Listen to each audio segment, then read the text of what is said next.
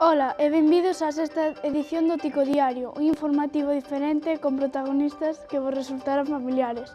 É venres 23 de febreiro e comezamos coa noticia da semana da man do noso compañeiro Adrián González.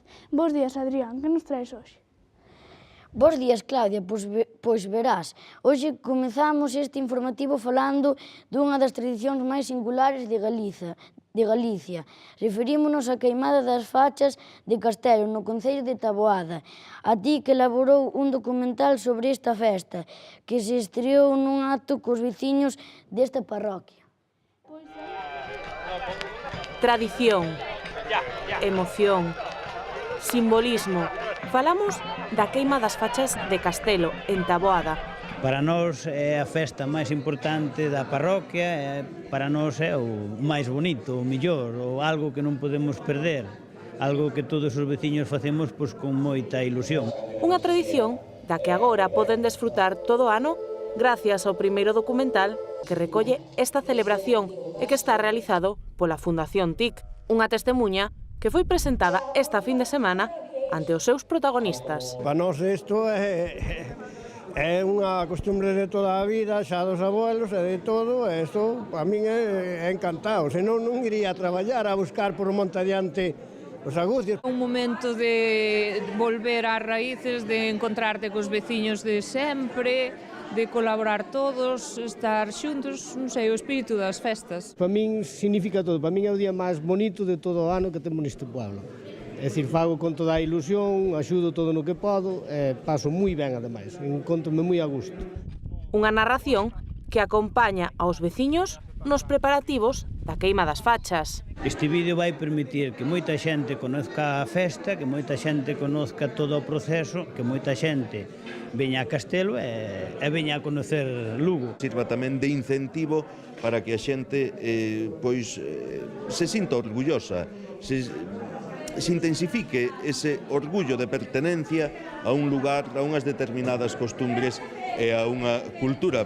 E que conseguiu emocionar aos asistentes. Cantoume moito, está moi bonito, casi me emocionou e todo. A importancia desta festa tamén é coñecida polos máis pequenos. Eu teño os netos en Bilbao, que era ese que falou, e resulta que veñen contentísimos. Discuten, pero eles veñen todos os anos. Unha alegría que cada 7 de setembro invade esta parroquia de Taboada. Pois aí queda a noticia desta semana. Trasladámonos agora á Pobra do Brollón. Ali está a nosa corresponsal Candela Fernández. Candela, hola, por que estás hoxe ali?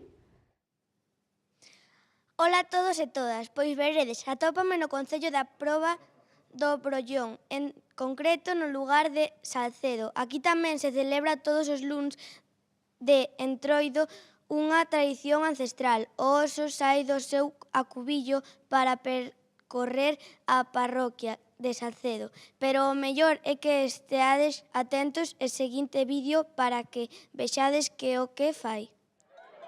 O oso máis coñecido da provincia volveu tomar a parroquia de Salcedo, na Pobra do Brollón.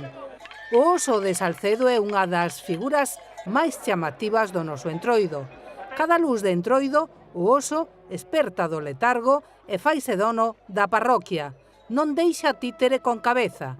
Coa axuda dos seus criados, tingue de negro a todos os que atopan o camiño. Non o coñecía, a primeira vez que veño, e a verdade é que é impresionante, porque paseamos por estas rúas hai nada, 1 hora e media e estaba todo vacío, todo tranquilo e agora menudo lío.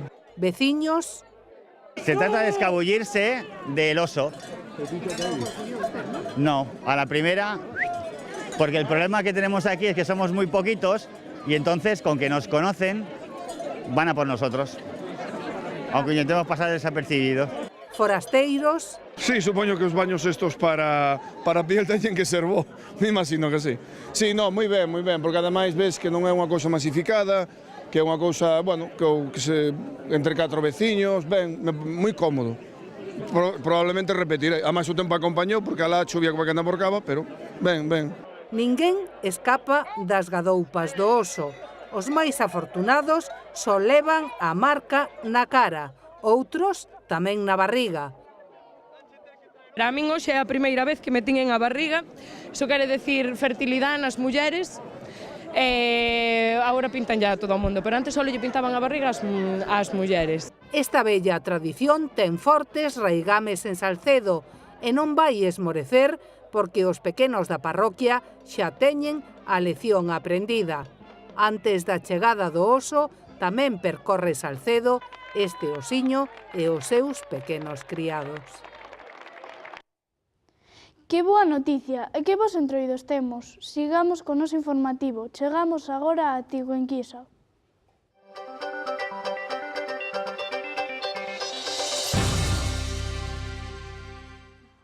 Ola, moi bons días.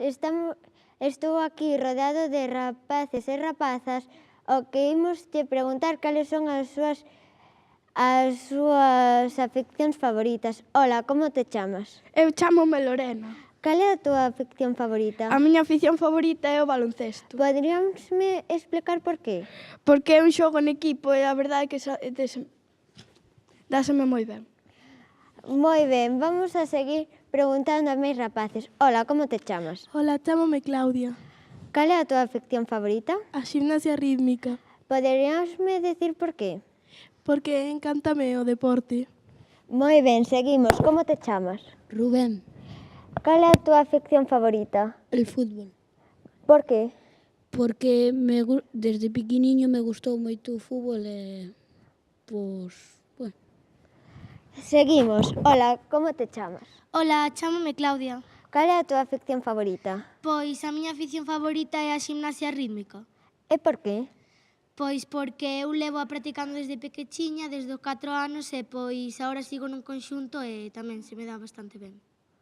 Moi ben, pois aquí xa as temos, as afeccións favoritas dos nosos rapaces.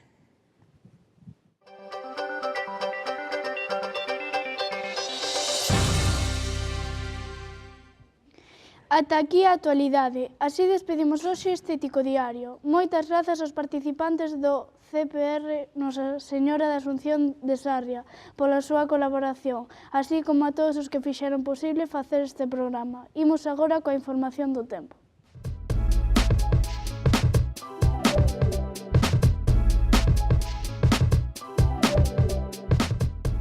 Bos días e benvidos a todos e todas a esta nova edición do Tico Diario. Como podedes ver no mapa do satélite Meteosat, hoxe unha gran borrasca cubre prácticamente todo o territorio europeo.